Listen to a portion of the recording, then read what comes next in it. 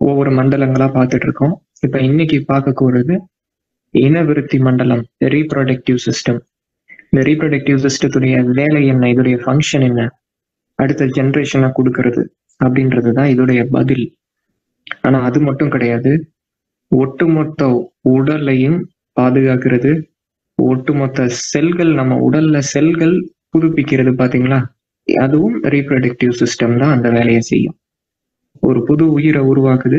நம்ம உடல்லையுமே புதிய புதிய உயிர்கள், அது ரத்தத்தின் வெள்ளை அணுக்கள், ரத்தத்தின் சிவப்பு அணுக்கள், இது போல ஒவ்வொரு உயிர்கள் நம்ம உடல்ல புதுப்பிக்குது. ஆர்கன்ஸ் தன்னைத்தானே புதுப்பிக்குது. அப்ப இது போல புதுப்பிக்கிற வேலை, நம்ம உடல்ல செல்கள் மல்டிப்ளை ஆகிற வேலை, இது எல்லாமே செய்யறது, இதையெல்லாம் கட்டுப்படுத்துறது இந்த ரீப்ரொடக்டிவ் சிஸ்டம் தான். இதுதான் ரகசியம். அப்ப இது வெறுமனே அடுத்த ஜெனரேஷனை கொடுக்கிற ஒரு பாகமா வெஸ்டர்ன் சயின்ஸ் பாக்குது. ஆனா அப்படி கிடையாது. ஒட்டுமொத்த உடலையுமே ஆரோக்கியமா வச்சிருக்கிறது இந்த சிஸ்டம் தான். இதுதான் முதல் முக்கியமான விஷயம். அப்ப நம்முடைய ரீப்ரொடக்டிவ் சிஸ்டமா அந்த பார்வையில தான் பார்க்கணும். அதை முதல்ல தெளிவு பண்ணிக்கிறேன். ரீப்ரொடக்டிவ் சிஸ்டத்தை பாதுகாக்கிறது உடலை பாதுகாக்கிறதுக்கு சமம். இதை புரிஞ்சுக்கிட்டா உடல் நம்ம பாதுகாக்க வச்சுக்கலாம், உடல் ஆரோக்கியமா வச்சுக்கலாம். ரீப்ரொடக்டிவ் சிஸ்டத்துக்கு செய்யக்கூடிய வேலைகள் எல்லாமே நம்ம உடலுக்கு செய்யக்கூடிய வேலைகள் தான். அப்ப இன்னைக்கு நம்ம என்ன பார்க்க போறோம் அப்படின்னா, முதல்ல இந்த ரீப்ரொடக்டிவ் சிஸ்டத்துடைய சயின்ஸ் என்னன்றது பார்க்கணும், இயக்கங்கள் பார்க்கணும். அதுக்கு அடுத்தது ஒரு அனுபவ கதை, அதை நான் சொல்றேன். அதுக்கடுத்தது விதிகள், ரூல்ஸ் ஆஃப் ரைட் பிசியாலஜி. அதுக்கப்புறம் நம்ம சொன்னதை ரிவிஷன் பார்த்து நம்ம முடிச்சுக்கலாம்.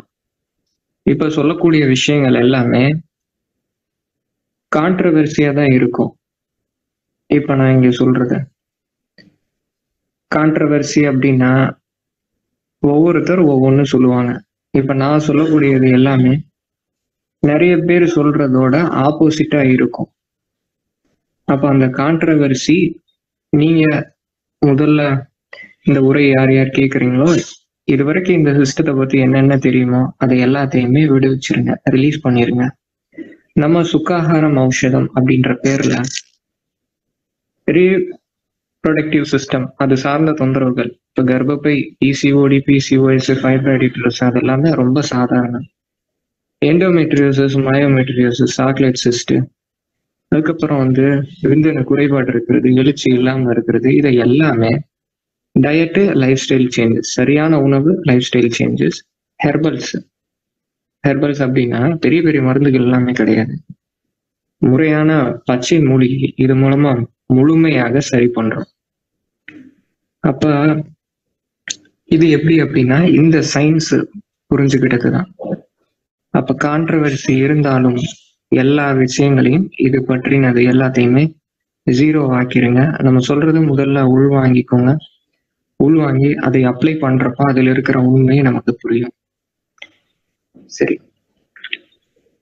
அதுக்கு அடுத்தது இப்ப சொல்லக்கூடிய விஷயங்கள் எல்லாமே இது தெரிஞ்ச உடனே கடைபிடிக்கிற மாதிரி தான் இருக்கும்.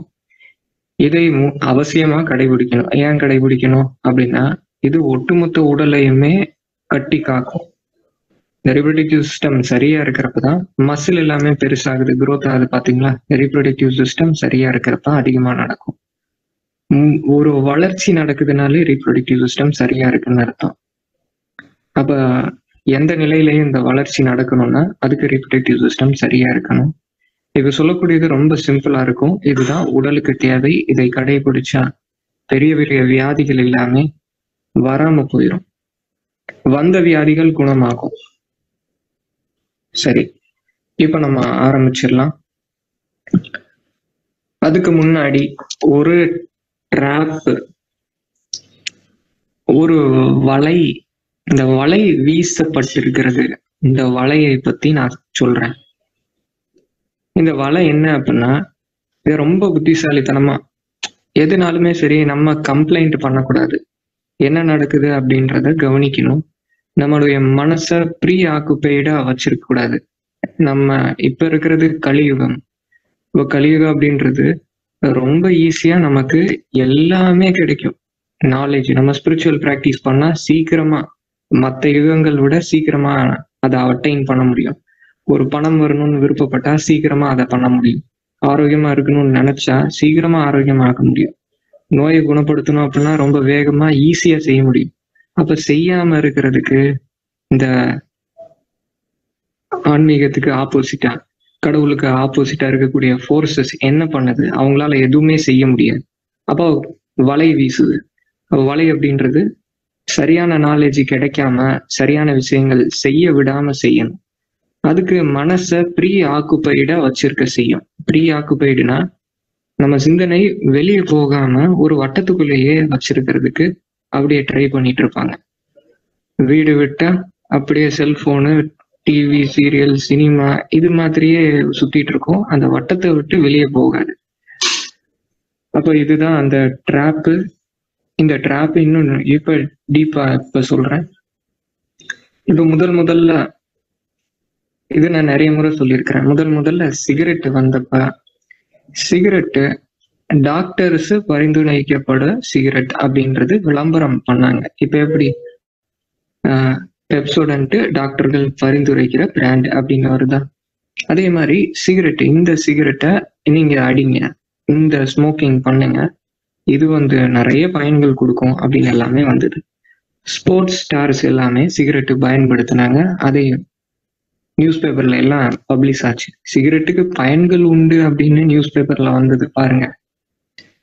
அதே மாதிரிதான் ஆல்கஹாலும் உடலுக்கு நன்மை செய்யும் அப்படின்றது இன்னைக்குமே நீங்க பாத்தீங்கன்னா இணையதளத்துல எல்லாமே இருக்கும். அப்புறமா என்னாச்சு? அது கேன்சரை உண்டாக்குன்றது அப்புறம் தான் வந்துச்சு. அதே மாதிரிதான் பிளாஸ்டிக் எல்லாமே உருவாகி உணவுகள்ல பிளாஸ்டிக் கலந்து அதை சாப்பிட்டு ஒரு 10 வருஷம் கழிச்சு அதுக்கப்புறம் தான் சயின்ஸ் என்ன வந்துச்சு? சயின்ஸ் இந்த பிளாஸ்டிக் இத்தனை கெடுதியை உண்டாக்கும், கேன்சரை உண்டாக்கும் அப்படின்னு வந்தது. இருந்தாலும் அது தொடர்ச்சியாக நடந்துட்டு இருக்கு. அதுக்கு பழக்கப்படுத்தினால உடனடியாக அது நிப்பாட்ட முடியல. அப்படிதான் நம்ம ட்ராப்ல மாட்டிக்கிறோம். அதே மாதிரிதான் இந்த செயற்கை சானிட்டரி நாப்கின், இதுவுமே முதல்ல வரப்ப அதில் கெடுதிகள் உண்டு அப்படின்றது யாருமே சொல்லல. இப்ப எல்லா டாக்டர்ஸும் யூடியூப்ல இதெல்லாமே கெடுதி அப்படின்னு சொல்லிட்டு இருக்காங்க. அப்ப வந்தது இப்ப பழக்கப்படுத்திட்டாங்க, பழக்கமாயிருச்சு. அதான் ட்ராப்ல மாட்டிக்கிட்டதுன்னு சொன்னேன். அப்ப இந்த ட்ராப்ல இருந்து வெளியே வர்றதுதான் அது நம்ம ஸ்டெப் எடுக்கிறது தான். ஒருத்தர் இந்த ஸ்டெப் எடுத்துட்டா அடுத்த ஜென்ரேஷனே அந்த ஸ்டெப் எடுக்கும். நம்ம ஸ்டெப் எடுக்கிறப்ப அடுத்த ஜென்ரேஷன் அந்த தவறு செய்யாது. அப்ப ட்ராப்புடைய கான்செப்ட் என்ன அப்படின்னா, இயற்கையை எது பாதிக்குமோ அது மனித உடலை பாதிக்கும். இதுதான். இதை தெரிஞ்சுக்கிட்டா இனிமேட்டு நம்ம எந்த ட்ராப்லயும் மாட்டிக்க மாட்டோம். இப்ப நாளைக்கு ஒண்ணு புதுசா வருது. நாளைக்கு என்ன வரப்போகுது? இந்த டேப்லெட் ஒண்ணு மட்டும் எடுத்துக்கிட்டா போதும், வேர்வையில துர்நாற்றம் வராது அப்படின்றது. இன்னொரு டேப்லெட் வருது. ஒருவேளை நீங்க பிரேக்ஃபாஸ்ட் ஸ்கிப் பண்றதா இருந்தா இந்த ஒரு கேப்சூல் எடுத்துக்கலாம். பிரேக்ஃபாஸ்டுக்கு தேவையான அனைத்து சத்துக்களையுமே இது கொடுக்கும் அப்படின்றது.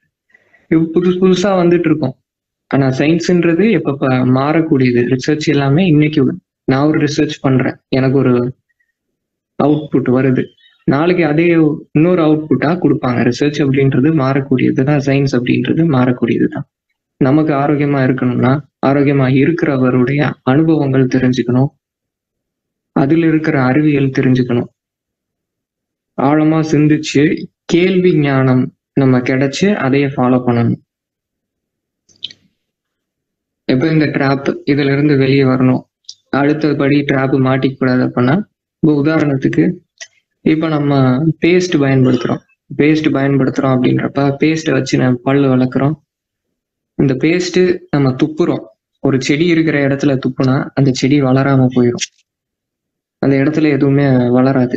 தொடர்ச்சியா அந்த இடத்துல அந்த கெமிக்கல் போயிட்டு இருக்கிறப்ப அங்க இருக்கிற மண்ணில் இருக்கிற நுண்ணுயிர்கள் எல்லாமே செத்து போயிடும். ஒரு சோப்பு தண்ணி இருக்கு, சோப்பு தண்ணி வெளிவர இடத்துல பாத்தீங்க அப்படின்னா மண்ணில் எந்த விதை போட்டாலும் வளர்ச்சி இருக்காது. இயற்கையை பாதிக்குது, அது மனித உடலையும் பாதிக்கும்.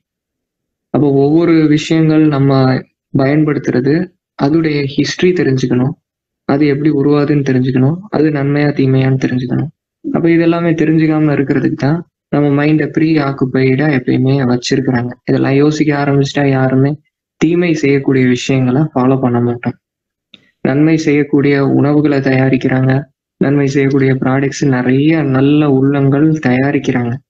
ஆனா அவங்கள பத்தி தெரியறது கிடையாது, அவங்கள பத்தி தேடி போறது கிடையாது. ஏன்? நம்ம எல்லாம் ப்ரீ ஆக்குபைடா இருக்கோம். ஒரு 5 நிமிஷம் கிடைச்ச ஒரு செல்போன்ல ஏதோ ஒரு சோசியல் மீடியா செக் பண்றப்ப அந்த 5 நிமிஷத்துல அவரை பத்தி தெரிஞ்சுக்கிற அந்த நல்ல உள்ள அவங்கள பத்தி தெரிஞ்சுக்கிற வாய்ப்பை நம்ம தவற விடுறோம். அப்ப இதுதான். அப்ப நம்மளுடைய எய்மை தவிர வேற எந்த வேலைகளுக்கு நம்ம டயத்தை ஸ்பெண்ட் பண்றோமோ அது எல்லா நேரமும் சாத்தானுக்கு கொடுத்ததுக்கு சமம். நம்முடைய இந்த டயத்தை சரியா உபயோகிக்கிறப்ப அது நம்மளுக்கு கடவுளுக்கு கொடுக்கறதுக்கு சமம். அப்ப இந்த டிராப் பத்தி இன்னும் நிறைய நம்ம பேசலாம். இப்ப பிளாஸ்டிக் இதுல உணவு வரப்ப அந்த பிளாஸ்டிக் இயற்கையை பாதிக்கும், அது நம்ம உடலையுமே பாதிக்கும். அப்ப இதுல எல்லாத்துலயுமே இயற்கையை பாதிக்கிறது நம்ம உடலை பாதிக்கும். இயற்கையை பாதிக்கக்கூடிய பொருட்கள் செயல்கள் செய்யாம இருக்கணும், அது நம்மளை பாதிக்காம இருக்கும். சரி, இப்ப நம்ம இந்த ரீப்ரொடக்டிவ் சிஸ்டம் இதுடைய சயின்ஸுக்கு உள்ள இப்ப நம்ம போறோம். பிசியாலஜி ரீப்ரொடக்டிவ் சிஸ்டம் அப்படின்றது வெளியே இந்த ஃபங்க்ஷனிங் எல்லாமே கிடைக்கும். இப்ப நம்ம சொல்லக்கூடியது அந்த ஃபங்க்ஷனிங் கிடையாது. முதல்ல ஒரு குழந்தை பிறக்குது அப்படின்னா அந்த குழந்தை வளர்ச்சி அடையும். ஒரு குறிப்பிட்ட வயசு ஆனதுக்கு அப்புறம் என்ன ஆகும் அப்படின்னா உடல் முழுக்க பரவி இருக்கிற உயிர் சக்தி, பிராணசக்தி, இந்த பிந்து சக்கரம் ஆக்டிவேட் ஆகி, இந்த பிந்து அப்படின்றது தலையில இருக்கக்கூடிய சக்கரம், அந்த சக்கரத்திலிருந்து சக்தி கீழே இறங்கும். கீழே இறங்கி ரீப்ரொடக்டிவ் சிஸ்டத்துக்கு வரும். ரீப்ரொடக்டிவ் சிஸ்டத்துக்கு தொடர்ச்சியாக அந்த பிந்து சக்தி கீழே இறங்கிட்டே இருக்கும். தலையில இருக்கிற சக்கரம் கீழே வரும், ரீப்ரொடக்டிவ் சிஸ்டத்துக்கு வரும். அப்ப அந்த சக்தி அங்க வந்த உடனே அங்க மாற்றங்கள் நடக்கும். அங்க இருக்கிற இனவிருத்தி மண்டலம், அங்க இருக்கிற ஆண்களுக்கு ஸ்கிராட்டம், அதுல விந்து சக்தி உருவாக ஆரம்பிக்கும். பெண்களுக்கு மென்ஸ்ட்ரல் சைக்கிள் ஸ்டார்ட் ஆக ஆரம்பிக்கும். இந்த சக்கரத்துல இருந்து சக்தி எனர்ஜி கீழே போறப்ப எப்பயுமே நம்ம உடலை தாண்டி இருக்கிறது நம்முடைய உயிர் சக்தி மண்டலம். இந்த உயிர் சக்தி மண்டலத்தில் நடக்கிறது தான் உடல்ல நடக்கும். எப்படிரா அப்படின்னா பிராணிக் ஹீலிங் பண்றோம். இப்பெல்லாம் கிர்லியன் போட்டோகிராஃபி வந்துருச்சு. கிர்லியன் போட்டோகிராஃபில எடுத்து பாக்குறப்ப கல்லீரல் சார்ந்த பிரச்சனை இருக்குன்னா மணிப்பூர்வ சக்கரம் வீக்கா தான் இருக்கு. அந்த சக்கரங்கள் எப்படி இருக்குதோ அதை போன்றுதான் நம்ம உடல் இருக்கும். உயிர் சக்தி ஓட்டம் எப்படி இருக்குதோ அதை போன்றுதான் உடல் இயங்கும். இந்த உடலுடைய ஜெராக்ஸ் தான் இந்த சூட்ச்ம உடல். அப்ப இந்த எனர்ஜி இறங்கிட்டே இருக்கும். இறங்க இறங்க இறங்க மனுஷனுக்கு ஏஜிங் ஆக ஆரம்பிக்கும். அப்பதான் ஏஜிங் ப்ராசஸே நடக்க ஆரம்பிக்குது. இது ஆண்களுக்கு எப்படி அப்படின்னா ஆண்களுக்கு இறங்கும். நம்ம அதை பயன்படுத்தாம இருக்கிறப்ப இந்த சக்தியை மேல கொண்டு வர வாய்ப்பு இருக்கு. இந்த சக்தியை நம்ம மேல கொண்டு வரலாம். பெண்கள் பொறுத்தளவு ஒரு குறிப்பிட்ட எண்ணிக்கை அந்த கருமுட்டைகள், அந்த செல்கள் கொடுக்கப்படும். அது கொஞ்சமா வெளியேறிட்டே இருக்கும் வாழ்நாள் முழுக்க. பெண்கள் எந்த அளவு ஆரோக்கியமா இருக்காங்களோ அவங்களுடைய குழந்தைக்கு கருமுட்டைகள், அந்த ரீப்ரொடக்டிவ் செல்கள் சரியான அளவுல இருக்கும். அது இப்ப எல்லாமே கம்மி ஆயிட்டே வருது. அப்ப கம்மி ஆயிட்டே வரப்ப என்ன, மெனோபாஸ் ஆகுறது, சீக்கிரமா மெனோபாஸ் ஆயிடுறாங்க. ஏஜிங் சீக்கிரமா நடக்குதுன்னு அர்த்தம். அப்ப இதுதான் கான்செப்ட். இந்த எனர்ஜி சுழற்சி ஆயிட்டே இருக்கும். இதுதான் ஏஜிங்குரிய கான்செப்ட். அப்ப நம்முடைய முன்னோர்கள் இந்த சக்தியை சுழற்சி பண்ணக்கூடிய முறைகள் சொன்னாங்க. அப்ப அந்த முறைகள் வச்சுதான் நீண்ட நாட்கள் நம்முடைய யோகிகள், சித்தர்கள் எல்லாருமே உயிரோட இருந்தாங்க. அவங்களுடைய என்ன எய்மோ அதை அக்காம்ப்ளிஷ் பண்ணாங்க. அதுக்கடுத்து சூக்ஷ்ம உடல் தான் உடல்லையும் வேலை செய்யணும்னு பார்த்தோமா. இந்த ரீப்ரொடக்டிவ் சிஸ்டத்தை கட்டுப்படுத்துறது மூலாதார சக்கரமும் சுவாதிஷ்டான சக்கரமும். நம்முடைய சுவாதிஷ்டான சக்கரத்துக்கும் விசுத்தி சக்கரத்துக்கும் டைரக்டா தொடர்பு இருக்கு. உதாரணம் சொல்றேன். ரீப்ரொடக்டிவ் சிஸ்டம் மாறுறப்ப ஆண்களுக்கு குரல் மாறும். பெண்கள் பாத்தீங்க அப்படின்னா பெண்களுக்குமே மாற்றம் இருக்கும் குரல்ல.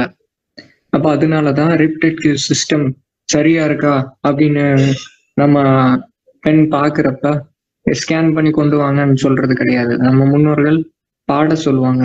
பாடுறப்ப அது எந்த அளவுக்கு இருக்குதோ அது மாதிரி ரீப்ரொடக்டிவ் சிஸ்டம் சீரா இருக்கு, இரெகுலர் பீரியட்ஸ் எல்லாமே கிடையாது, ரெகுலாரிட்டியா இருக்கு அப்படின்னு அர்த்தம். சரி, அறிவியல் ரீதியாவே பாருங்க, தைராய்டு தொந்தரவு இருந்தது அப்படின்னா அது கண்டிப்பா ரீப்ரொடக்டிவ் சிஸ்டத்தை பாதிக்கும். அந்த தொந்தரவு இருக்கிறப்ப குழந்தை பிறக்காது, அது சரியா இருக்கிறப்பதான் குழந்தை பிறக்கும். அப்ப இப்படி செக் பண்ணிக்கிறாங்க. அப்ப தைராய்டு தொந்தரவு இருக்கிறப்ப அப்ப அந்த வாய்ஸ் வச்சு கண்டுபிடிக்கிறது பழக்கத்துல இருந்தது. அப்ப விசுத்தி சக்கரமும் சுவாதிஷ்டான சக்கரமும் கனெக்டடா இருக்கு. இந்த ரெண்டையுமே கண்ட்ரோல் பண்ணது, உடல் முழுக்க கண்ட்ரோல் பண்ணது மாஸ்டர் கிளாண்ட் அப்படின்றது பிட்யூட்டரி கிளாண்டு. கமாண்டிங் எல்லாத்தையுமே கமாண்ட் பண்றது ஆகினி சக்கரம் தான். ஆகினி சக்கரத்துக்கு மேல சகசிரார சக்கரம். அப்ப ஆகினி சக்கரம் தான் எல்லாத்தையுமே பார்த்துக்குது. அப்ப இந்த மூன்றுமே முக்கியம், மூன்றுமே கனெக்டடா இருக்கு அப்படின்னு அர்த்தம். சுவாதிஷ்டான சக்கரம் தான் ரிப்ரொடக்டிவ் சிஸ்டத்தை மேக்சிமம் பாத்துக்கிறது, சக்கரமும் சேர்ந்து இதுக்கு ஹெல்ப் பண்ணும். இப்ப மனிதனுக்கும் மிருகத்துக்கும் இருக்கிற வித்தியாசம் என்னன்னா, மிருகத்துக்கு அது உயிர் வாழணும், சர்வைவல் இன்ஸ்டிங்க்ட். மிருகத்துக்கு பாத்தீங்க அப்படின்னா கீழே இருக்கிற 3 சக்கரங்கள் தான் வேலை செய்யும், அதிகமா டாமினண்டா இருக்கிறது. ஒண்ணு மூலாதார சக்கரம், சர்வைவ் பண்ணணும், ஃபைட் பண்ணணும், இதெல்லாமே செய்யும். அடுத்தது சுவாதிஷ்டான சக்கரம், ரீப்ரொடக்ஷன் பண்ணும். அடுத்தது மணிப்பூரக சக்கரம். மணிப்பூரக சக்கரன்றது டைஜஷன். இதுக்கு மேல டாமினண்டா இருக்காது. ஆனா மனிதனுக்கு இது 7/2 பங்கு தான். அப்ப இந்த ரெண்டையுமே சரியா வச்சிருக்கிறப்போ உடல் ஏஜிங் ஆகாது, உடல் ஸ்ட்ராங்கா இருக்கும், உடல்ல எல்லா பேராமீட்டர்ஸுமே சரியா இருக்கும். ரீப்ரொடக்டிவ் சிஸ்டம் மட்டும் சரியா வச்சுக்கிறதுக்குல கவனம் செலுத்தணும். அப்ப இதில் எது அரசன் சரியா வச்சுக்கிறதுல நம்ம எதை கவனிக்கணும் அப்படின்னா, நம்ம உடலை கவனிக்கிறத விட, உயிர் சக்தியை கவனிக்கிறத விட இதுல கிங்குன்றது மனம்தான்.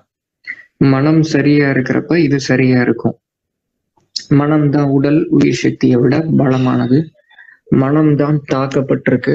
மனசை சரியா வச்சிருக்கிறப்ப இது சரியா இருக்கும். ஒரு முயல் பண்ணைக்கு நம்ம போனோம். அது அவங்க நிறைய விலங்குகள் வளர்க்குறாங்க. அவங்க எந்த ஒரு கெமிக்கல்ஸோ, எந்த ஒரு ஃபீடு, கடையில வாங்கி கொடுக்குற ஃபீடு, வேக்சினேஷனு, மருந்துகள், ஒரு புரோட்டோகால் கொடுப்பாங்களே முயல் பண்ணைன்னா முயலுக்கு இந்தந்த விஷயங்கள் செய்யணும், அதெல்லாமே அவங்க செய்யறதில்ல. முழுமையா இயற்கையா வளர்க்குறாங்க. கோழி வளர்க்குறாங்க, பண்ணையை வச்சிருக்கிறாங்க, இயற்கை விவசாயம் பண்றாங்க. இயற்கை விவசாயம்ன்றது ஹோலிஸ்டிக்கா பண்றாங்க. ஹோலிஸ்டிக்னா மினிமல் ஒர்க், தன்னால வரக்கூடிய ஈல்டு, அப்படி பண்ணிட்டு இருக்காங்க. அந்த முயலுக்கு வேக்சின் வைக்காம, ஆன்டிபாடி மாசத்துக்கு 1 கொடுக்காம, எதுவுமே புரோட்டோகால் ஃபாலோ பண்ணாம ரொம்ப ஆரோக்கியமா இருக்கு, ஸ்ட்ராங்கா இருக்கு. அப்ப அவங்ககிட்ட கேட்டப்ப அவங்க என்ன சொன்னாங்க அப்படின்னா, எந்த முயல் வீக்கா இருக்கும், ஆண் முயல்ல பெண் முயல்ல எந்த முயல் வீக்கா இருக்கோ அதை அவங்க சேல்ஸ் கொடுத்துருவாங்க, கறிக்கு கொடுத்துருவாங்களாமா. இந்த ஸ்ட்ராங்கா இருக்கிற முயல் மட்டும்தான் அவங்க ரீப்ரொடக்ஷனுக்கு அனுப்புவாங்க, மேட்டிங்க்கு கொடுப்பாங்க. அப்போ அவங்களுக்கு கிடைக்கிறது எல்லாமே ஸ்ட்ராங்கா தான் இருக்கும். நல்ல நோய் எதிர்ப்பு உள்ள முயல், அதுடைய குட்டியும் நல்ல நோய் எதிர்ப்பு திறனோட இருக்கும்.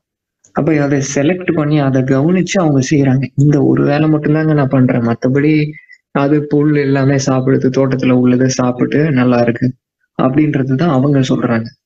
அப்ப சீடு அப்படிதான் வேலை செய்யுது. அதே மாதிரி நான் இயற்கை விவசாயம் அங்க வாலண்டியரிங் பண்றப்ப விதை விடுவாங்க.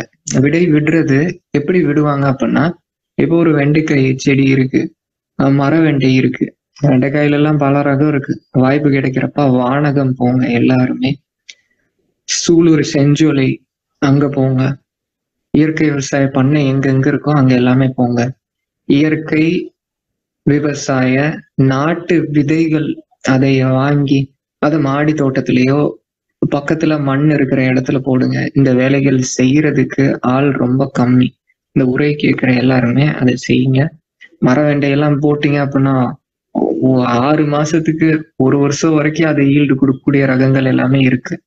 உருளைக்கிழங்கை விட பல மடங்கு சக்தி வாய்ந்த, சக்தியை கொடுக்கக்கூடிய காய்கறி இருக்கு, கிழங்கு ரகம் இருக்கு. அது எல்லாமே நாட்டு விதையில ஒவ்வொன்னு நமக்கு சொத்து மாதிரி. நாட்டு விதையை சேகரிக்கிறவங்க இப்ப இளைஞங்களா இருக்கிறவங்க, எங்க இருக்கிறவங்க நிறைய பேர் எடுத்து பண்றாங்க. எடுத்து பண்றது ஒரு ஹாபியா தான் இருக்கு. அது அவங்களுக்கு பொருளாதாரத்துல ஒரு வளர்ச்சிய குடுக்கறது கிடையாது. ஒரு பொருளாதாரத்துல வளர்ச்சியை கொடுத்தாதான் அது நமக்கு அடுத்தடுத்து செய்யறதுக்கு ஒரு இன்ட்ரெஸ்ட் கொடுக்கும். காசு அப்படின்றது காசா பார்க்க கூடாது. காசு அப்படின்றது காசா பாக்குறப்ப யாருமே அதுக்கு சரியா இன்புட் கொடுக்கறது கிடையாது.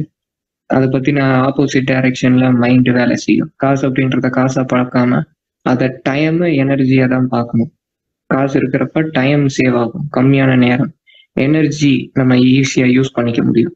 அப்ப இந்த நாட்டு ரக விதைகள் இதெல்லாமே இருக்கு இல்லையா, அவங்க என்ன பண்ணுவாங்கன்னா வெண்டிக்காய் பார்ப்பாங்க.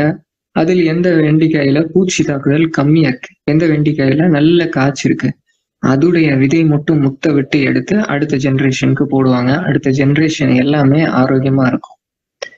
அப்ப எப்படி இந்த சைக்கிள் பண்ணுவாங்க. இப்ப இந்த சீடு அப்படின்றது இருக்கு இல்லையா, நம்முடைய வாழ்க்கையில என்னென்ன பாக்குறோமோ, என்னென்ன பதிவுகள் பண்றோமோ, அது எல்லாமே நம்முடைய சீடுல, ஸ்பெர்ம் செல்ஸ்ல, கர்ப்பப்பையில இது பதிவாகும். நம்ம ஒரு கஷ்டத்துல இருக்கிறோம், அந்த கஷ்டத்தை மீண்டு வந்திருக்கிறோம், அந்த பதிவு நம்முடைய சீடுல இருக்கும்.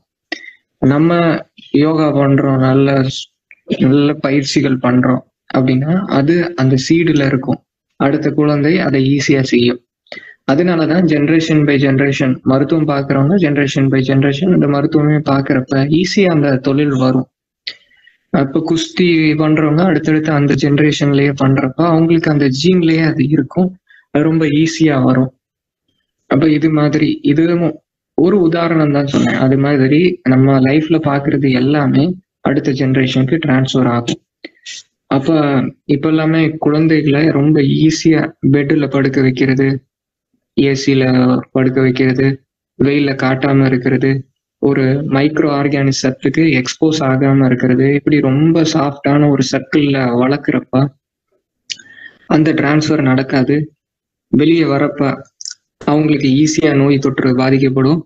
அப்ப நோய் தொற்று பாதிக்கப்படுறப்ப காலம் முழுக்க அவங்க மருந்து கம்பெனிகளுக்கு ஒரு அடிமையா வாழக்கூடிய சுச்சுவேஷன் வரும். குளிர்ந்த தண்ணியில குளிக்கணும், மண்ணுல விளையாடணும், இது எல்லாமே நடக்கிறப்ப வெயில்ல காயணும், பசியில மீண்டு வரணும், எல்லாமே இருக்கிறப்ப அந்த சீடு நல்லா இருக்கும். மழையில நனைஞ்சு வரணும், அது எல்லாமே பதிவுகள் உண்டாகும். அப்பதான் அந்த சீடு ஸ்ட்ராங்கா இருக்கும். அடுத்த ஜெனரேஷனுக்கு அது போகும். ஆண்கள் பொறுத்தளவு எந்த அளவுக்கு கஷ்டத்தை மீண்டு வரோமோ, எந்த அளவுக்கு ஸ்ட்ரெஸ் டாலரன்ஸ் இருக்கும், எந்த அளவுக்கு ரிஸ்க் நம்ம எடுக்கிறோமோ அந்த அளவுக்கு ஆண்களுடைய ஹார்மோன்கள் ஸ்ட்ராங்கா இருக்கும். அப்ப இதுதான் அறிவியல், இதுதான் சயின்ஸ். ஆண்கள் பெண்கள் ரெண்டுமே வேற வேற விதமா வேலை செய்யும். உடம்பு நம்ம உடலை நல்லா ஸ்ட்ராங்கா பார்த்துக்கிட்டோம்னா நம்முடைய ஹார்மோன்ஸ் எல்லாமே சரியா இருக்கும். பெண்கள் மனதிற்கு சக்தி கொடுக்கணும், மனதை அவங்க ஈஸியா இயக்க முடியும், அவங்களுக்கு ஈஸியா மனதிற்கு நிறைய ஆப்பர்ச்சுனிட்டி இருக்கும். அப்ப அவங்க மனதை நார்மலா வச்சுக்கணும், ஹாப்பியா வச்சுக்கணும். அப்ப உடல் ஆரோக்கியமா இருக்கிற, உடல் ஸ்ட்ராங்கா இருக்கிற ஒருத்தர், பெண்கள் மனம் நிம்மதியா வச்சுக்கணும். இதுதான் ரெண்டுத்துக்கும் உள்ள வேரியேஷன், ரெண்டுமே இருக்கிற சயின்ஸ். அப்ப இந்த ஜெனரேஷன் பை ஜெனரேஷன் இந்த சீடு டிரான்ஸ்ஃபர் நடந்துகிட்டே இருக்கும். அதுக்கு அடுத்தது இன்னொன்னு பாத்தீங்க அப்படின்னா ரீப்ரொடக்டிவ் சிஸ்டம், நம்ம உடலுடைய உயிர் சக்தி மொத்தமும் கண்டென்ஸ் ஆகி இருக்கிற இடம், தேக்கமாயி இருக்கிற இடம் இந்த ரீப்ரொடக்டிவ் சிஸ்டத்துல விந்து சக்தி இதுலதான் தேக்கமாயி இருக்கும். அப்ப இந்த தேக்கமாயி இருக்கிறத நம்ம இந்த சென்சஸ் வழியா என்னென்ன இன்புட் கொடுக்குறோமோ, இப்போ நிறைய வருஷங்கள் முன்னாடி பாக்குறப்ப அந்த சென்சஸ் வழியா இன்புட் கொடுக்குற விஷயம் ரொம்ப கம்மி. இப்ப ரோட்ல பார்க்கும் போதே எப்படி நம்ம ரோட்ல இப்போ ஒரு போன் எடுக்கிறோம், அதுல ஒரு உணவு படம் காமிக்கிறப்ப அப்பிடைட்டை தூண்டுதோ, அதே மாதிரி அதுக்கு உரிய ரீப்ரொடக்டிவ் சிஸ்டத்துக்கு உரிய சென்சஸ், அதுக்குரிய இமேஜஸ் நம்ம பாக்குறப்ப அதுக்குரிய ஹார்மோன்கள் தேவையில்லாம சுரக்கும், தேவையில்லாம அந்த கவுண்டிங் அதிகரிக்கும். அப்ப அதுக்கு யூஸ் ஆகுற எனர்ஜி நம்ம மற்ற விஷயங்களுக்கு யூஸ் ஆகாம போகும். அதுக்கு ஒரு எனர்ஜி உடல் கொடுக்கணும் இல்லையா, அந்த எனர்ஜி கொடுக்கும். நோயை குணமாக்குற எனர்ஜி கம்மியாகும். அதனாலதான் நம்ம மருத்துவத்துல மூலிகை கொடுக்கறப்ப பாத்தீங்க அப்படின்னா இச்சா பத்தியும் சொல்லுவோம். உப்பு புளிக்காரம், மது புகை போகம்.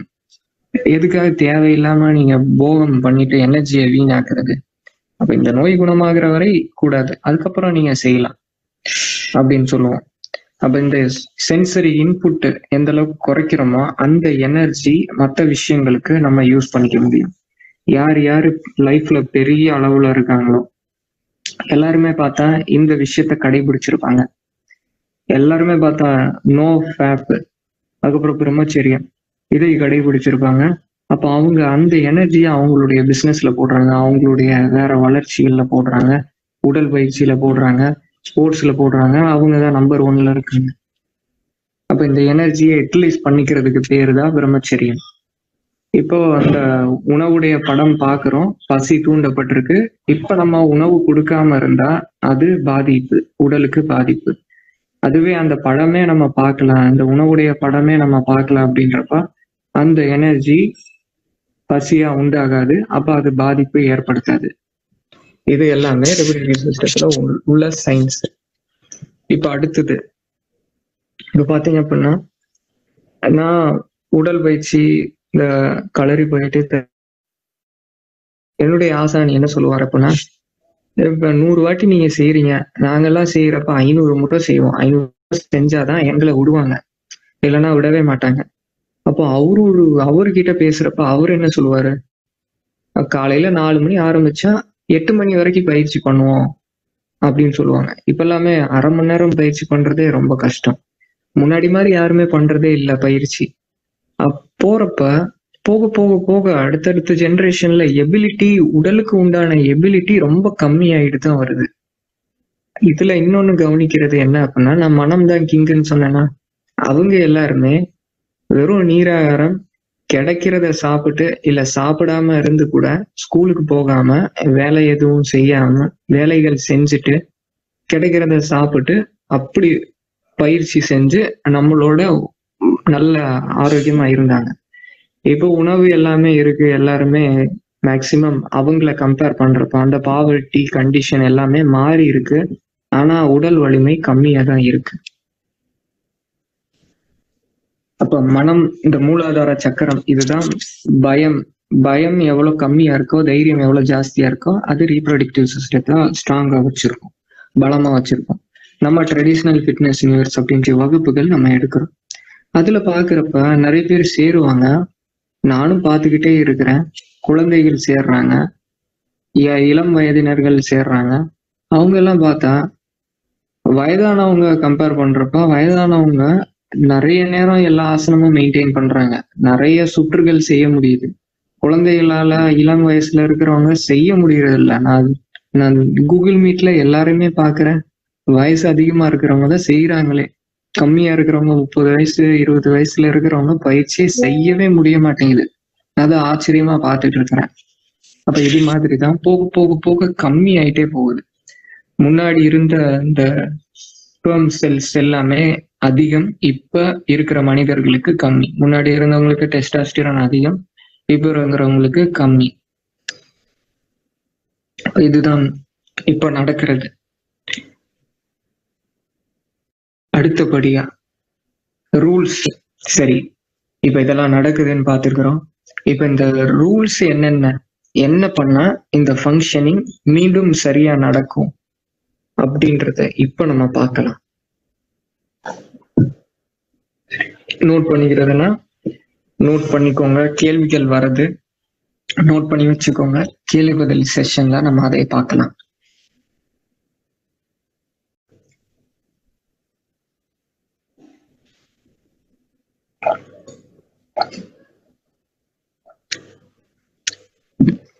ஒரு நிமிடம்.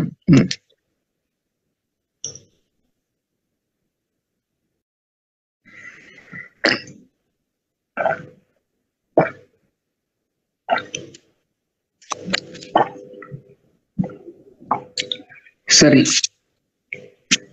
இப்ப உடல் தன்னைத்தானே இந்த ஃபங்க்ஷனிங் எல்லாமே பண்ணிட்டு இருக்கோம். இந்த ஃபங்க்ஷன் எப்ப பண்ணாம விடணும் அப்படின்னா, நம்ம இதுக்கு எதுவும் தடை நம்ம செய்யறப்பதான் இது பண்ணாம போகும்.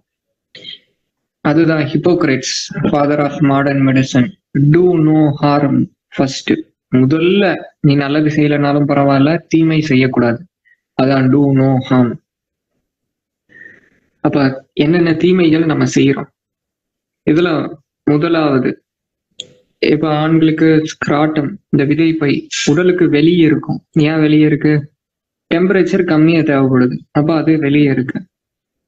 அப்ப அது டெம்பரேச்சர் கம்மியா தேவைப்படுது. இதில் நம்ம தவறு செய்யறது, இன்னர் வியரை டைட்டா போடுறது, ஜீன்ஸ் பேண்ட் போடுறது. குளிர் பிரதேசத்துல தான் ஜீன்ஸ் வந்தது. அப்ப இங்கேயுமே வெயில்ல ஜீன்ஸ் போட்டுக்கிறது, இல்ல டைட்டா இருக்கிறப்ப உடலை ஒட்டி வச்சிருக்கிறப்ப இந்த எண்ணிக்கை கம்மியா தான் இருக்கும். டெஸ்டோஸ்டெரான் ப்ரொடக்ஷனும் கம்மியா தான் இருக்கும். அப்ப அது லூஸா இருக்கணும். அதுக்கு அடுத்தது, இடுப்புக்கு கீழே ரத்த ஓட்டம் சீரா இருக்கணும். இது நம்ம டைட்டா பேண்ட் போட்டு பெல்ட் போட்டுக்கிறப்ப. அதுக்கு அடுத்தது, இன்னர்ஸ் ரொம்ப டைட்டா இருக்கிறப்ப ரத்த ஓட்டம் தடை செய்யப்பட்டு போகும். இந்த வெளியே ஸ்கின் பக்கத்துல இருக்கிறது எல்லாமே வெயின்ஸ், உள்ள போறது ஆர்டரிஸ். வெயின்ஸ்ல தான் கெட்ட ரத்தம் திரும்பி மேல ஏறணும். அப்ப இந்த வெயின்ஸ் எல்லாமே தடை செய்யப்பட்டு கம்மியான அளவுல மேல போகும். அப்ப கழிவுகள் தங்கதான் செய்யும். இர்ரெகுலர் பீரியட்ஸ் வரும். அப்ப அங்க சூடு அதிகமாகும். ஆண்களுக்கு பெண்களுக்குமே சூடு அதிகமாகும். வெள்ளை வெள்ளை முற்றினால் வெட்டை, வெற்றை முற்றினால் கட்டை, கட்டைனா சாவு. அவ்வளவுதான், முடிஞ்சு போச்சு. இவ்வளவு பெரிய விஷயம் இந்த ரீப்ரொடக்டிவ் சிஸ்டத்துல இருக்கு. ரீப்ரொடக்டிவ் சிஸ்டம் மட்டும் பார்க்க கூடாது. அப்ப முதல்ல இது தளர்வா இருக்கணும். ஆண்கள் லங்கோடு, இதுதான் சிறந்த உடை. எந்த அளவுக்கு அங்க காற்றோட்டம் இருக்கோ அந்த அளவுக்கு சரியா இருக்கும் இயக்கங்கள் எல்லாமே. காட்டன் இதுதான் இருக்கணும். பிளாஸ்டிக், நானோ பார்ட்டிகல்ஸ், இந்த ஃபைபர் இது மாதிரி எதுவுமே இருக்கக்கூடாது. அதுக்கு அடுத்தது, அப்ப இது ஹீட் அங்க இருக்கக்கூடாது. அதனாலதான் உடல்ல விட்டு வெளியே இருக்கு. அப்ப பைக்கு பாத்தீங்க அப்படின்னா, பைக்ல கருப்பு நிறம் என்ன செய்யும்? ஹீட்டை உள்வாங்கிக்கும். கருப்பு கலர் இருக்கிறப்ப ஹீட் உள்வாங்கும். பைக்கு சீட்டு எல்லாமே கருப்பு. அந்த பைக்குமே நம்ம உட்கார்றப்ப அங்க ப்ரொடக்ஷன் கம்மியாகும், அங்க ஹீட் அதிகமாகும். அந்த இடத்துல நம்ம ஹீட் கொடுக்கறப்பயே அங்க இருக்கிற ஃபங்க்ஷனிங் எல்லாமே தடை செய்யப்படும், கம்மியா தான் இருக்கும். அப்ப அதை கவனிச்சுக்கோங்க. பைக்லயே ஓட்டக்கூடிய வேலைகள் இருக்கு அப்படின்னா அந்த இடத்துல குளிர்ச்சி பண்ணிக்கிறோம். ஒரு அரை மணி நேரம் ஆகுது, அதுக்குன்னு நேரம் ஒதுக்கி சிட்ஸ் பாத்து நீங்க அடிச்சு பாருங்க.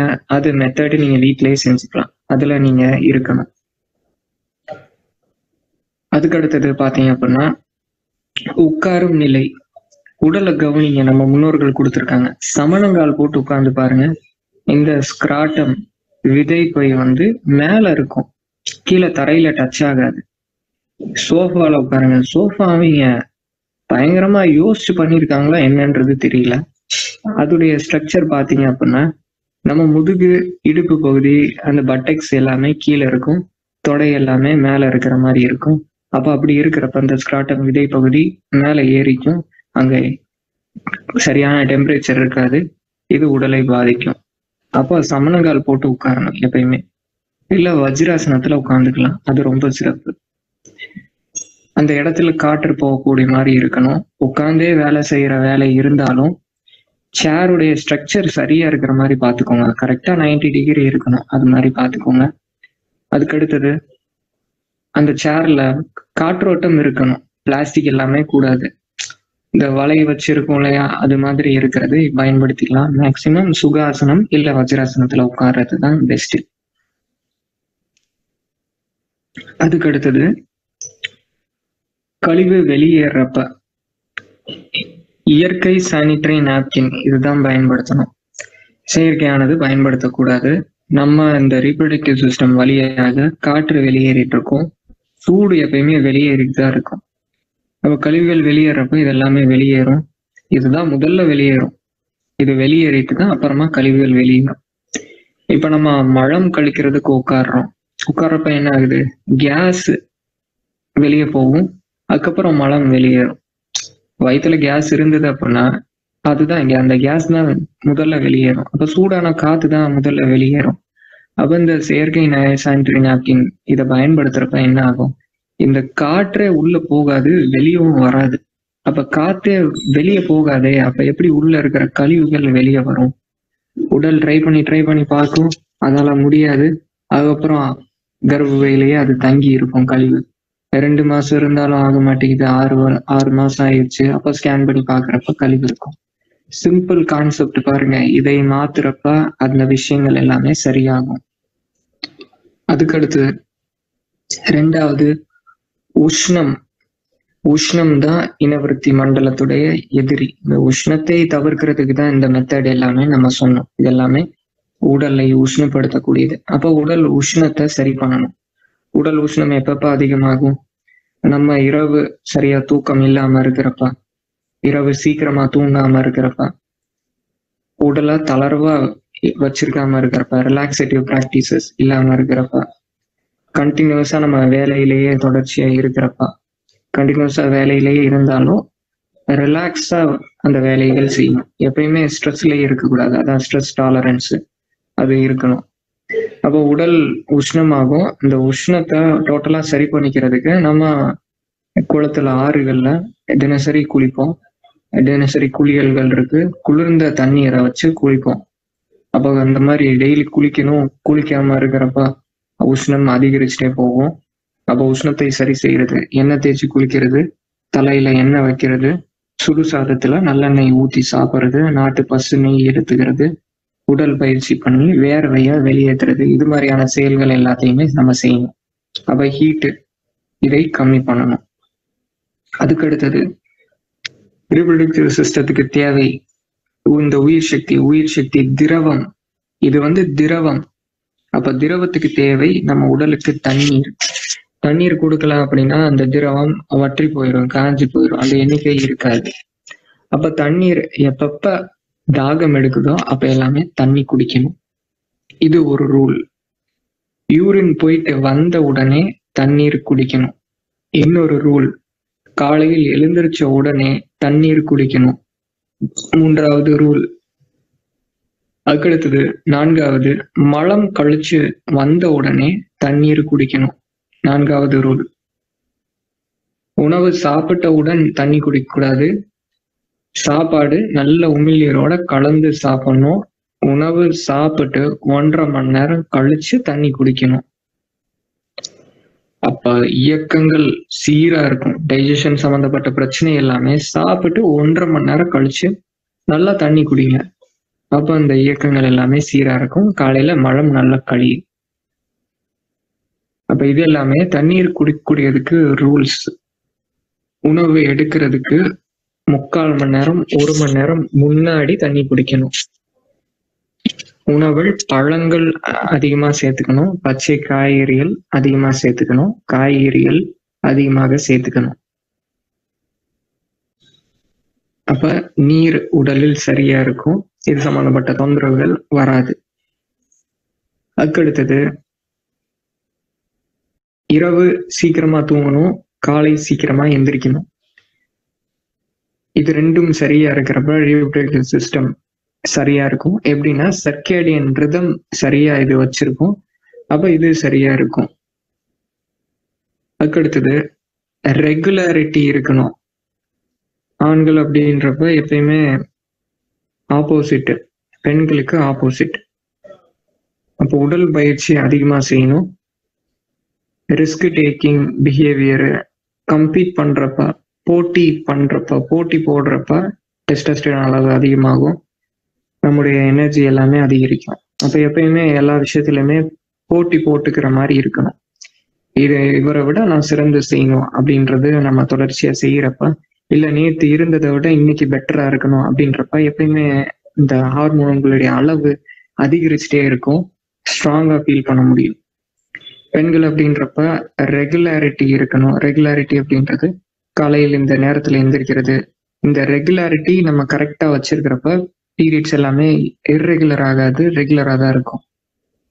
நரம்பு சம்பந்தப்பட்ட தொந்தரவுகள் இதை செய்யறப்ப நான் ஒரு கேள்வி கேட்க சொன்னேன். யாருக்கெல்லாம் நரம்பு சம்பந்தப்பட்ட தொந்தரவுகள் இருக்குன்னு சொல்றாங்களோ அவங்ககிட்ட எல்லாமே கேளுங்க. எக்ஸர்சன் பண்ணிருப்பாங்க. இது போன வகுப்புல நம்ம சொல்லியிருப்போம். இப்போ இர்ரெகுலர் பீரியட்ஸ் இருக்கிற எல்லாருமே பாருங்க, இர்ரெகுலர் லைஃப் ஸ்டைல் இருக்கும். ஒரு நாள் ஒரு நேரத்துல படுக்கிறது, இன்னொரு நாள் இன்னொரு நேரத்துல படுக்கிறது, உணவு சரியா நேரம் கேட்ட நேரத்துல எடுத்துக்கிறது, எல்லாமே இர்ரெகுலரா இருக்கும். அப்ப இர்ரெகுலாரிட்டி இருக்கும். ரெகுலரா இருக்கிறப்ப அதுலயும் ரெகுலாரிட்டி வந்துடும். அதுக்கு அடுத்தது இதுக்கு எதிரி ரேடியேஷன். பேண்ட்ல நம்ம செல்போன் வச்சுக்கிறது, செல்போன்கள் இந்த ரேடியேஷனை உண்டாக்கும். இப்போ வாட்ச்லயும் ஸ்மார்ட் வாட்ச் அதுவுமே ரேடியேஷனும் உண்டாகுது. கையை தொங்க போட்டு இருக்கிறப்ப அது எங்க, நம்முடைய இனவர்த்தி மண்டலம் பக்கத்துல தான் இருக்கும். இப்போ ரேடியேஷன் எந்த அளவுக்கு தவிர்க்க முடியுமோ அந்த அளவுக்கு தவிர்த்திடணும்.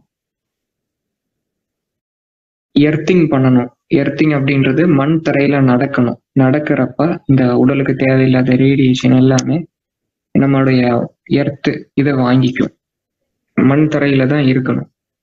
மண் தரையில எந்த அளவுக்கு கான்டாக்ட்ல இருக்குமோ அந்த அளவுக்கு நல்லது. மூல ஆதார சக்கரத்துக்கு மண் தான் தேவை. எர்த்திங் தன்னாலேயே நடக்கும். அதுக்கு அடுத்தது இந்த உயிர் சக்தி திரவம் இது எந்த அளவுக்கு கட்டியா இருக்குதோ, எந்த அளவுக்கு அடர்த்தியாக இருக்குதோ அந்த அளவுக்கு உடல் ஒவ்வொரு செல்கள் ஒண்ணுக்கு ஒண்ணு நல்ல அடர்த்தியா இருக்கும். வயதானா என்னாகும், இந்த செல்கள் எல்லாமே இந்த மேக்னெட்டிக் ஃபோர்ஸ் இல்லாம தளர்வடைஞ்சுக்கிட்டே போகும். அப்போ வந்துட்டு நமக்கு வயதாகும், ஸ்கின் எல்லாமே லூஸ் ஆகும், மசில்ஸ் எல்லாமே லூஸ் ஆகும். அப்ப இது அடர்த்தி திக்கா இருக்கணும். திக்கா இருக்கிறதுக்கு பெண்களுக்கு வெள்ளைப்படுதல் தொந்தரவு இருக்கக்கூடாது. ஒரு சிலருக்கு டெய்லியுமே அந்த தொந்தரவு இருக்கும், அதிகமா இருக்கும். அதுலயே பேட் ஸ்மெல் இருக்கும். ஆண்களுக்குமே இந்த தொந்தரவு. நான் அந்த பழமொழி சொன்னேன் இல்லையா, கிராமத்து மொழி, வெள்ளை வெள்ளை மிஞ்சினால் வெட்டை, வெட்டை மிஞ்சினால் கட்டை. அப்ப இது உடல்லையே உருக்கக்கூடிய பிரச்சனை. இதைதான் முதல்ல சரி செய்யணும். அப்ப ஹீட் கம்மி பண்றப்ப இது தன்னாலேயே சரியாகும். இதுக்கு உண்டான மருத்துவம் எல்லாமே பாத்தீங்கன்னா, இப்ப கான்செப்ட் மட்டும் நான் சொல்றேன். கான்செப்ட் தெரியாம எதுவுமே நம்ம செய்ய முடியாது. ஹீட் கம்மி பண்ணக்கூடிய மருந்துகள், மருத்துவம் எடுக்கிறப்ப இது தன்னாலேயே சரியாகும். அப்ப இந்த அளவையுமே கம்மி பண்ணும். இதுதான் உயிர் சக்தி திரவம். இது வெளியேறிட்டே இருக்கக்கூடாது, அது பாதுகாக்கப்படணும். இந்த உயிர் சக்தி திரவம் திக்கா இருக்கணும் அப்படின்னா அதை லிக்விஃபை பண்ணக்கூடிய விஷயங்கள் என்னென்ன, அதை டைல்யூட் பண்ணக்கூடிய விஷயங்கள் என்ன அப்படின்னா, முதல்ல ஆல்கஹால் இதை டைல்யூட் பண்ணும். அதுக்கடுத்தது லாகிரி வஸ்துக்கள், போதை தரக்கூடிய பொருட்கள் எல்லாமே இதை டைலேட் பண்ணும். ஸ்மோக்கிங் இதை டைலேட் பண்ணிடும். என்னுடைய ஃப்ரெண்டு ஒருத்தவங்க இந்த ரிப்ரொடக்ஷன் இது மட்டும்தான், இந்த பிரச்சனைகள் மட்டும்தான் பாக்குறாங்க. எந்த ஆண்கள் போனாலுமே ஸ்மோக்கிங் பண்ணுவீங்களா அப்படின்றதுதான் முதல் கேள்வி. மேக்சிமம் அசோஸ்பெர்மியா 0 கவுண்ட் இருக்கும். அவங்க எல்லாருமே ஸ்மோக்கிங் பண்றவங்களா இருப்பாங்க. ஸ்மோக்கிங் பண்றவங்களா இருந்தீங்க அப்படின்னா உடனடியா அதை கட் பண்ணணும். அதுக்கு அடுத்தது பச்சை மிளகாய், வரமிளகாய், மிளகாய் பொடி இது உணவில் அதிகமா சேர்த்துக்கூடாது. இது கம்மியா தான் சேர்த்துக்கணும். இது இந்த உயிர் சக்தி திரவத்தை கம்மி பண்ணுறோம், அடர்த்தியை கம்மி பண்ணும். அதுக்கடுத்தது புளியை கம்மி பண்ணணும். புளி எப்ப எடுத்துக்கலாம், புளி குளிர்ந்த சமயத்துல எடுத்துக்கலாம். குளிர் பிரதேசத்துக்கு போறப்ப அப்ப இது எல்லாத்தையுமே எடுத்துக்கலாம். வெயில் அதிகமா இருக்கக்கூடிய நேரத்துல இந்த உணவுகள் எல்லாமே எடுத்துக்கூடாது, உடலை ரொம்ப பாதிக்கும். இது எல்லாமே இந்த அடர்த்தியை கம்மி பண்ணக்கூடிய உணவுகள். அதுக்கடுத்தது 2வது கேட்டகரி எண்டோக்ரைன் சிஸ்டத்தை, நம்முடைய ஹார்மோன்களை பாதிக்கக்கூடிய உணவுகள் எடுத்துக்க கூடாது. எண்டோக்ரைன் சிஸ்டத்தை பாதிக்கக்கூடிய உணவுகள் என்னென்ன? எண்டோக்ரைன் சிஸ்டம் நம்ம ஆண்களுக்கு டெஸ்டாஸ்டிரான், பெண்களுக்கு ஈஸ்ட்ரோஜன், ப்ரோஜெஸ்ட்ரான், இது மாதிரியான ஹார்மோன்கள் இருக்கு. இது சரியா இருக்கணும் அப்படின்னா சரியாதான் உடல் எப்பயுமே வச்சுக்கும். அதை பாதிக்காம இருக்கிறப்ப அதை பாதிக்கக்கூடிய உணவுகள் என்ன, அதை தவிர்த்துறோம். இப்ப நம்ம பொதுவாவே MRP இதை தவிர்க்க சொல்லிடுவோம். சிம்பிள், இவ்வளவுதான். எம்னா என்ன? பால் சார்ந்த பொருட்கள் தவிர்த்துருங்க. நாட்டு பசும்பால், நாட்டு மாடு வச்சிருந்து அதில் பால் கறந்து அதை குடிச்சா ஓகே. இல்லைன்னா மத்த எல்லா பால், பாக்கெட்ல வெள்ளையா இருக்கிறது பாலுன்னு சொல்லுவீங்க, அதை தவிர்த்துடணும். அப்புறம் மாட்டுப்பால்னு சொல்லுவீங்க, மாட்டுப்பால்னு சொல்லுவீங்க. ஆனா அதெல்லாமே கிடையாது. ஜெர்சி, ஹோலிஸ்டின், ஊசி போடுற மாடு, ஆன்டிபயோட்டிக் கொடுக்குற மாடு அதை தான் எடுத்துக்குவீங்க, அது எல்லாத்தையுமே தவிர்த்துருங்க. இப்போ பால் சார்ந்த பொருட்கள் தவிர்த்துடணும். பிராய்லர் கோழி முட்டை, ஹார்மோன்கள் செலுத்தப்பட்டு எந்தெந்த உணவுகள் இருக்கோ எல்லாத்தையுமே தவிர்த்துடணும். அதுக்கடுத்தது refined products, baked food, processed food, junk food, fast food, chemical சார்ந்த உணவுகள், இதை எல்லாத்தையுமே தவிர்த்துடணும். விதை, இதுதான் நம்முடைய விதைகளுக்கு இணை. சிமிலியா சிமிலிபஸ் கியூரேட்டஸ், ஒற்றை குணப்படுத்தும். விதைகள் நம்ம உணவில் அதிகமா சேர்த்துக்கிறப்ப நம்முடைய ரீப்ரொடக்டிவ் சிஸ்டம் ஸ்ட்ராங்கா இருக்கும். அப்ப விதை இல்லாத உணவுகளே நிறைய வருது. அப்ப இதெல்லாமே நம்ம தவிர்த்துடணும். எந்தெந்த உணவுகள் அது அடுத்த ஜெனரேஷனை ப்ரொடியூஸ் பண்ண முடியாதோ அதை நம்மளும் எடுத்துக்கூடாது. அப்ப நம்ம மட்டும், நான் முதல் கான்செப்ட் என்ன சொல்றேன், இயற்கையை பாதிக்கக்கூடிய விஷயங்கள் நம்மளையும் பாதிக்கும். அப்ப அந்த சீடு எல்லாமே பாருங்க, விவசாயிகளுக்கு சீடு கொடுப்பாங்க, அவங்களே அந்த விதை திரும்ப எடுத்து அவங்களே விதைய திரும்ப மண்ணில் போட்டு வளர்க்குறப்ப அவங்க நல்லா இருப்பாங்க, அவங்களுடைய பொருளாதாரம் நல்லா இருக்கும். ஆனா ஏதோ ஒரு கதையை சொல்லி அந்த விதைகள் கொடுத்து திரும்ப அதுல இருந்து விதையை எடுத்து திரும்ப மண்ணில் போடுறப்ப விதை அந்த அடுத்த ஜெனரேஷன் கொடுக்காது, அந்த மரம் வளராது. திரும்ப கடைக்காரன்ட்டே போய் திரும்ப விதை வாங்குற சுச்சுவேஷன் வரப்ப அது நம்முடைய உடலையும் அதே போல மாத்திரும். இது பெரிய விஷயம். நம்ம என்ன செஞ்சோம், நம்ம கோழி அத வேற விஷயமா ஆணும் பெண்ணும் இல்லாத ஒரு கோழி ரகமா உருவாக்கணும். பிராய்லர் எல்லாமே அது இனவிருத்தியே செய்ய முடியாது. அந்த கோழி என்ன செஞ்சோம், கோழியை கூண்டுல அடைச்சு அப்படியே வளர்க்குறோம். பிரபஞ்ச சக்தி பார்த்துக்கிட்டே இருக்கும், இந்த வேலையை நம்ம செய்யறோம், இவனுக்கே அதை திருப்பி கொடுப்போம், இவனையும் கூண்டுல போடு, ஆபீஸ்ல போடு, ஒரே இடத்துல இருக்கவே. இந்த கோழி பார்த்தா எப்பயுமே ஒரே இடத்துலயே இருக்கும். அப்ப அதே போல நம்மளுமே இந்த இடத்த விட்டு நவரக்கூடாது, அதே இடத்துலயே நம்ம உட்கார்ந்துருப்போம். ஸ்கூல்லயும் ஒரே இடத்துலயே உட்கார்ந்துருப்போம். அதுக்கடுத்து கோழிக்கு என்ன பண்றோம், கோழிக்கு ஊசி மாசம் போடுவோம். வந்துச்சா கோவிட் வேக்சினேஷன் தொடர்ச்சியா போடணும். செகண்ட் டோஸ், தேர்ட் டோஸ், பல ஊர்கள்ல 4th டோஸ், 5th டோஸ், இது எல்லாமே வந்துருச்சு.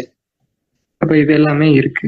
அப்புறம் இம்யூன் சிஸ்டம் கம்மியாகி திரும்ப அந்த டோசஸ் போடக்கூடிய நிலை வரும். இயற்கைக்கு நம்ம என்ன பண்றோமோ அதே நமக்குமே திரும்ப வரும்.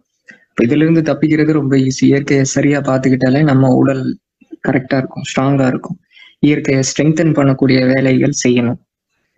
அதுக்கு அடுத்தது மலச்சிக்கல் இல்லாம பாத்துக்கணும். இப்ப நான் சொல்றது எல்லாமே ஒரே டோன்ல சொல்றேன், நிறைய விஷயங்கள் சொல்லணும் அப்படின்றதுக்காக தொடர்ச்சியா இது மாதிரி சொல்லிட்டு இருக்கிறேன். போரிங்கா இருக்கலாம், முழுமையா முடிச்சிருங்க. மலச்சிக்கல் இது சயின்ஸ், இது இப்படிதான் இருக்கும். மலம், இந்த மலக்குடல் இருக்கு இல்லையா, இந்த மலக்குடலுக்கு பக்கத்துலதான் இனவிருத்தி மண்டலம் இருக்கு. பெண்களுக்கு வெள்ளைப்படுதல் தொந்தரவு, அந்த இடத்துல ஹீட் அதிகமா இருக்கிறப்ப இங்க இயக்கம் சரியா இருக்காது. ஆண்களுக்கும் ஹீட் அதிகமா இருக்கிறப்ப அங்க இயக்கம் சரியா இருக்காது. அப்ப அப்படி இருக்கிறப்ப அந்த மலக்குடல்ல கழிவு தங்கி இருக்கிறப்ப அங்க ஹீட் அதிகமாகும். மலக்குடல்ல ஹீட் அதிகமாகாம பாத்துக்கணும். மலக்குடல்ல மலம் தங்கி இருக்கிறது தான் ஹீட்டு. அப்ப அங்க மலம் தங்கி இல்லாம பாத்துக்கணும். நீங்க எந்த மருந்து எடுத்தாலும் சரி, இரெகுலர் பீரியட்ஸ்க்கு என்ன சித்த வைத்தியம் பயிற்சிகள் என்ன செஞ்சாலும் சரி, மலச்சிக்கல் இல்லாம பாத்துக்கணும். அதுதான் முதல்ல. மலச்சிக்கல் இல்லாம அங்க ஃப்ரீயா வச்சிருக்கிறப்ப அந்த இடத்துல சூடு குறைஞ்சு போயிடும், அங்க இயக்கம் சரியா இருக்கும், சீரா இருக்கும். அப்ப வெஸ்டர்ன் பயன்படுத்தவே கூடாது, இந்தியன் தான் பயன்படுத்தணும். அதை முதல்ல மாத்தணும். அதுக்கடுத்தது பயம் எப்பயுமே இருக்கவே கூடாது. ஏதாவது ஒரு விஷயத்த சொல்லி, இப்ப வர இன்புட் எல்லாமே டிவில சரி எல்லாத்துலயுமே சரி, பயம் உண்டான விஷயங்கள் தான் உள்ளுக்குள்ள வந்துட்டு இருக்கு. ஐஸ்கிரீம் சாப்பிட்டா நோய் வரும், இதை சாப்பிட்டா நோய் வரும், அதை செஞ்சா வியாதி வரும், மாஸ்க் போடலன்னா கிருமி உள்ள போய் உன்னைய கொன்றும், கொசு கடிச்சா வியாதி வந்துடும். இவ்வளவு பெரிய உடம்பு, நான் நசுக்குனா கொசு என்ன செய்யும், என்னைய கொசு என்ன பண்ணும், இந்த கிருமி என்னைய என்ன பண்ணும். அப்ப தைரியம் இருக்கணும். தைரியம் இருக்கிறப்ப உடல்ல கார்டிசால், இது டெஸ்டோஸ்டிரானா உண்டாகும். பெண்களுக்கு மனம் ஸ்ட்ராங்கா இருக்கிறப்ப இந்த வியாதிகளும் வராது. அம்மா எல்லாமே அன்பா இருப்பாங்க. குழந்தைங்களுக்கு வியாதி வந்தாலுமே அம்மாக்கு எல்லாமே எதுவுமே வராது. மனம் சரியா இருக்கிறப்ப. அப்ப இந்த தைரியத்தை தான் முதல்ல உடைக்குது. தைரியத்தை உடைக்கிற வேலையை தான் நோய் பரப்புறப்ப முதல்ல செய்வாங்க. அப்ப ஸ்ட்ராங்கா இருக்கிறப்ப இது எல்லாமே பயம் வந்துட்டா ரிப்ரொடக்டிவ் சிஸ்டம் பாதிக்கப்படும். நம்ம மன வலிமையை பாதிக்கக்கூடிய எந்த விஷயமா இருந்தாலும் அதை உள்ளுக்குள்ள எடுத்துக்கூடாது. அதை நம்ம மனசுக்குள்ள போட்டுக்க கூடாது. அதை பிலீவ் பண்ணக்கூடாது. அதை ஏற்றுக்கொள்ளக்கூடாது. கேள்வி ஞானம் நம்ம செஞ்சு அதுக்கப்புறம் தான் அதை உடல்ல ஏத்துக்கணும், மனசுல ஏத்துக்கணும். சரி, இப்ப இந்த ரீப்ரொடக்டிவ் சிஸ்டம் சரியா இருக்கிறதுக்கு உணவுகள் அப்படின்னு பாக்குறப்ப விதை உணவுகள் எடுத்துக்கணும். மூலாதார சக்கரம், சுவாதிஷ்டான சக்கரம், இதுக்கு உரிய நிறம் வந்து ரெட்டு, ஆரஞ்சு. இந்த நிறத்துல இருக்கக்கூடிய உணவுகள் எடுத்துக்கணும். கருப்பு நிறத்துல இருக்கக்கூடிய உணவுகள் எடுத்துக்கணும். விதைகள் அதிகமா இருக்கிற பழங்கள், சீதாப்பழம், எந்தெந்த உணவுல விதை அதிகமா இருக்கோ அதை பாருங்க. அது இனவிருத்தி மண்டலத்துக்கு உதவி செய்யும். இப்ப அந்த அத்திப்பழம் பாருங்க, விதைகள் நிறைய இருக்கும். வாழை பாருங்க, அப்படியே வளர்ந்துகிட்டே இருக்கும். காடு மாதிரி அடுத்தது ஜெனரேஷனை கொடுத்துட்டே இருக்கும். முருங்கை, பெண்களுக்கு வாழை, ஆண்களுக்கு முருங்கை. விதை உணவுகள் எடுத்துக்கணும். தினசரி நட்ஸ் எடுத்துக்கணும், சீட்ஸ் எடுத்துக்கணும். ரெட் கலர்ல இருக்கக்கூடிய உணவுகள் எடுத்துக்கணும். ஆரஞ்சு கலர்ல இருக்கக்கூடிய உணவுகள் எடுத்துக்கணும். ரெட் கலர் அப்படின்றப்ப உதாரணமா சொல்றேன், தர்பூசணி, அதுக்கடுத்தது பீட்ரூட்டு, கேரட்டு, மாதுளம் பழம், எல்லாமே ரெட் கலர்ல இருக்கக்கூடிய உணவுகள். நம்ம உயிர் சக்தி திரவம் வளவளப்பு தன்மை உடையது. இந்த வளவளப்பு தன்மை இருக்கக்கூடிய உணவுகள் எடுத்துக்கணும். முருங்கைக்கீரை பாருங்க, எந்தெந்த உணவு இந்த வளவளப்பு தன்மையோட இருக்கும் அது எல்லாமே தான் இதுக்கு உரிய மருந்தா இருக்கும். கான்செப்ட் நான் சொல்றேன். சோற்று கற்றாழை, இது ரீப்ரொடக்டிவ் சிஸ்டத்தை சரி செய்யக்கூடிய மருந்து. முருங்கைக்கீரை சாப்பிட்டு பாருங்க, வளவளப்போட இருக்கும். அது சாறு எடுத்து கையில வச்சு பிசு பிசுப்பு தன்மையோட இருக்கும். நம்ம மருத்துவம் நம்ம சொல்லுவோம் யானை நெருஞ்சில், இது வளவளப்பு தன்மையோட இருக்கும். இது அதுக்குரிய மருந்து. முடக்கருத்தான் இதுக்கு உரிய மருந்து. இது மாதிரி அத்திப்பழம் வளவளப்பு தன்மையோட தான் இருக்கும். வாழைப்பழம் வளவளப்பு தன்மையோட இருக்கும். டெய்லி செவ்வாழை எடுத்துக்கணும். வளவளப்பு தன்மை, உடல் பயிற்சிக்கு முன்னாடி வாழைப்பழம் எடுத்துக்க சொல்லுவோம். எல்லா பாரம்பரிய பயிற்சிகள்லையும் அது எல்லாமே இருக்கும். அது வளவளப்பு தன்மையோட இருக்கும். வெந்தயம், உளுந்து எல்லாமே நல்ல மருந்து. வெந்தயம் நல்ல மருந்து. வெந்தய களி, உளுந்தங்களி, இது எல்லாமே. கருப்பு கலர்ல இருக்கிற உணவுகள்ன்றப்ப எள்ளு, செக்கு, நல்லெண்ணெய், இது எல்லாமே. இப்ப இந்த வளவளப்பு தன்மையுடைய உணவுகள் எடுத்துக்கணும். எவ்வளவு முடியுமோ அந்த அளவுக்கு சர்ஜரியை ப்ரிவென்ட் பண்ணும். அதுக்கு என்னென்ன ஸ்டெப் எடுக்க முடியுமோ அந்த ஸ்டெப் எடுக்கணும். சிசேரியன் செக்ஷன் இதை கம்மியா பண்ணக்கூடிய வேலைகள் செய்யணும். உடலை என்னென்ன மாதிரி வச்சிருந்தா சிசேரியன் பண்ணாம இருக்க முடியுமோ அதை எல்லாத்தையுமே செய்யணும். சிசேரியன் பண்றப்ப என்ன நடக்கும் அப்படின்னா, நான் சொன்னேன் இல்லையா, அம்மா அப்பா அவங்களுடைய வாழ்நாள் பதிவுகள் முழுமையாக இந்த குழந்தைகளுக்கு பிரசாதமா கிஃப்டா கொடுப்பாங்க அப்படின்ட்டு. அப்ப அது தடுக்கப்படும் இந்த சிசேரியன் பண்றப்ப. இந்த பதிவுகள் எல்லாமே நுண்ணுயிரிகள் மூலமா தான் கடத்தப்படும். இந்த வெஜினா வழியா குழந்தை வெளியே வரப்ப அந்த லிக்விட்ஸ் எல்லாத்தையுமே உடல் உள்ள எடுத்துக்கும். அந்த நுண்ணுயிர்கள் உடலுக்கு கிடைக்கும். அப்ப அது கிடைக்காம போயிடும். அதுக்கடுத்தது குழந்தைகளுக்கு தாய்ப்பால் கொடுக்கணும். அதுல அந்த நாலேஜ் எல்லாமே டிரான்ஸ்ஃபர் ஆகும். அந்த தாய்ப்பால் கொடுக்காம இருக்கிறப்ப இந்த நாலேஜ் டிரான்ஸ்ஃபர் ஆகாது. இம்யூன் சிஸ்டம் பில்டப் ஆகாது. இப்ப அதுக்கு பதிலா மிருகத்துடைய பால் கொடுக்குறாங்க, அது தவறு. அதுக்கு பதிலா தேங்காய் அரைச்சு அந்த பால் பச்சையா கொடுங்க, அது ரொம்ப ரொம்ப நல்லது. அதுக்கு அடுத்தது பவுடர், அது தண்ணியில கலந்து அந்த பால் கொடுக்குறாங்க, அதெல்லாமே செய்யவே கூடாது. அதெல்லாமே யாராவது செஞ்சா கூட அது தவிர்த்துருங்க. கண்டிப்பாக அது கெட்டதுதான் செய்யும். அதுக்கு அடுத்தது உடல் பயிற்சி அதிகமா செய்யணும். இந்த உடல் பயிற்சியிலையும் நம்முடைய தொடை பகுதி, இடுப்பு பகுதிக்கு உண்டான உடல் பயிற்சிகள் செய்யணும்.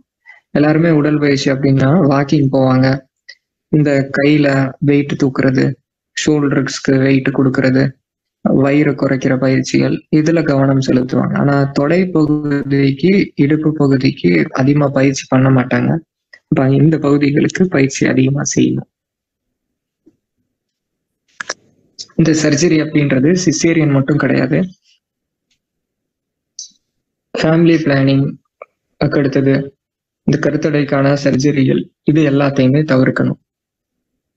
எந்தெந்த சர்ஜரி இதுக்கு சொல்றாங்களோ அதை எல்லாத்தையுமே தவிர்க்கணும். இயற்கை முறையில் பார்த்துக்கணும்.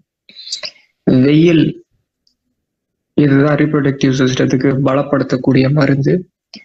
வெயில்ல எவ்வளவு நேரம் மெயின்டைன் பண்ண முடியுமோ அந்த அளவுக்கு வெயில்ல இருக்கணும்.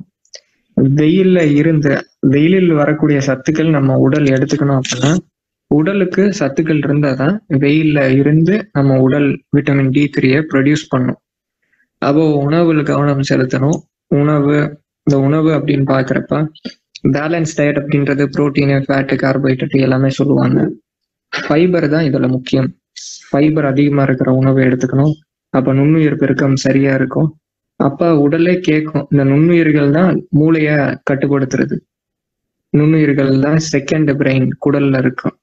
அப்ப ஃபைபர் அதிகமா எடுக்கிறப்ப குடல்ல இருந்து சிக்னல் கொடுக்கும். இந்த உணவை சாப்பிடு, இந்த ஆப்பிள் பழத்தை சாப்பிடு. ஒரு உணவை சாப்பிடணும்னு தோணும். கொழுப்பு நிறைந்த உணவுகள் சாப்பிட தோணும். அது மாதிரி சிக்னல் கொடுக்கும். எந்த உணவு கம்மியா இருக்குதோ அதுபடி சிக்னல் கொடுக்கும். அந்த உணவை நம்ம எடுத்துக்கிறப்ப உடல் பேலன்ஸ்டா இருக்கும். சரி, இப்ப நம்ம முதல்ல ரிப்ரொடக்டிவ் சிஸ்டத்துடைய சயின்ஸ் பார்த்தோம். அதுக்கடுத்தது அடுத்தடுத்த ஜெனரேஷன் வலிமை கம்மி ஆயிட்டே போகுது, இதுதான் உண்மை. அதுக்கு அடுத்தது இந்த ட்ராப் அடுத்து இந்த ட்ராப் வந்தாலும் எப்படி நம்ம விடுவிச்சுக்கிறது அப்படின்றத பார்த்தோம். அதுக்கடுத்தது இதுக்கு உரிய ரூல்ஸ், இதை எல்லாத்தையுமே நம்ம சொல்லியிருக்கிறோம். இந்த பதிவை திரும்ப திரும்ப பாருங்க. கேள்விகள் இருக்கிறது நோட் பண்ணி வச்சுக்கோங்க. நன்றி. வாழ்க வளமுடன். குருவே துணை.